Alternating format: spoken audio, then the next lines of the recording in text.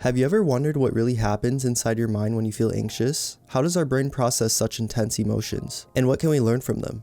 Anxiety is one of the most common emotions we all experience. It's our brain's way of alerting us of danger and potential threats, but sometimes it can be overwhelming. In Inside Out 2, Pixar takes us on an emotional journey, this time diving deeper into our minds, particularly focusing on how we deal with anxiety. Through the lens of Riley Anderson, the main character of this animated movie, we can explore this complex emotion and learn valuable lessons about managing anxiety in our own lives. Before we dive into the movie, let's start with a basic fact. Anxiety is a natural and often necessary emotion. It helps us stay alert and motivated, but when it becomes excessive, it can interfere with our daily lives. According to the National Institute of Mental Health, anxiety disorders involve more than temporary worry or fear. For a person with an anxiety disorder, the anxiety does not go away and can get worse over time. This persistence is what makes anxiety a significant challenge for many of us. I think most of us understand what anxiety really feels like. For example, it can come from having to do a presentation in school or having to meet someone new for the first time. Your hands start to sweat, your heart starts to race, with your mind telling you, what if? It feels almost impossible to stop this feeling once it starts. I've realized that this is a common experience that happens all the time. It can be comparable to the idea of the fight or flight response, where the body prepares to either confront or flee from danger. Now, how is this feeling of being overwhelmed played out in the movie?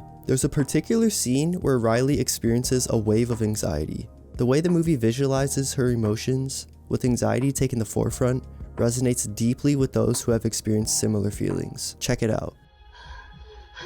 No. I can fix it. Riley's vulnerability in these moments is something many of us can relate to. This anxiety attack that Riley was having didn't come from nowhere. In fact, it was building up inside of her from the very beginning of the movie. Let me ask you a simple question. What type of emotion do you feel when you see red, or blue, or white? You see, colors can be used and designed to affect the moods of people. We can see this relation with color and emotions in the character designs for Inside Out 2. Anger is red, sadness is blue, and so on. The colors for the characters are very important, but it doesn't end there. For example, if we look at the physical appearance of anxiety, we can see messy hair, curled eyebrows, and an anxious looking smile. The color orange of anxiety depicts the intense and cautious nature of the character. Even her eye color doesn't match her skin color, unlike other emotions. All these features add up to give us an overall idea of what anxiety would look like. Comparing this to the new character Embarrassment, who hides his face in his hoodie, always looking down, and is silent the whole movie. I like how all the characters are designed in a way that fits their emotion, which brings a whole movie together. Did you know that approximately 40 million adults in the United States alone suffers from anxiety disorder? That's nearly 20% of the population. It's somewhat comforting to know that we're not really alone. Inside Out 2 does a good job of normalizing these feelings and showing that it's okay to feel anxious. If we try to ignore our emotions, they will own us. But when we own our emotions, we can finally see growth in our lives. There is a part of the movie that demonstrates what it could really look like for someone to lose their sense of self in these vulnerable moments. As Riley tries to fit in with the hockey team, she then makes fun of her childhood friends by cracking jokes about a music band she actually enjoys listening to, making fun of and embarrassing her friends just to try and look cool in front of the hockey team. Grace, you are not helping. Oh, yeah, we had a great time. Why can't they just leave her alone? We can all feel from this scene how different Riley is acting. From the beginning, she was super close with her friends, but now she is acting like a totally different person. I think this scene perfectly displays how different someone can act when anxiety takes over. Listen to what anxiety says about this. See, as long as we like what they like, we have all the friends we need. One of the most powerful moments in this film is when Riley finally learns to acknowledge her anxiety rather than ignoring it. This is a crucial step in managing anxiety, recognizing it and accepting it as a part of you. This acceptance is perfectly shown as Riley begins to understand that her emotions, including anxiety, are a part of who she is. I'm selfish. I'm kind. I'm not good enough. I'm a good person. We can hear this being played out from this scene as Riley accepts her positive and negative emotions, which were caused by all the emotions that were sent out to her subconsciousness. Both anxiety and joy finally realize that they don't get to decide what memories get to stay and what memories get to be ignored. This is shown through the scene with anxiety. But you're right. We don't get to choose who Riley is. One thing I noticed while watching this movie was how different sadness is to anxiety. While sadness slowly builds up, anxiety is jumpy and obnoxious from the beginning. I think that this is a very good representation of how anxiety feels like, how it can be a very aggressive, constant emotional state that we all feel from time to time.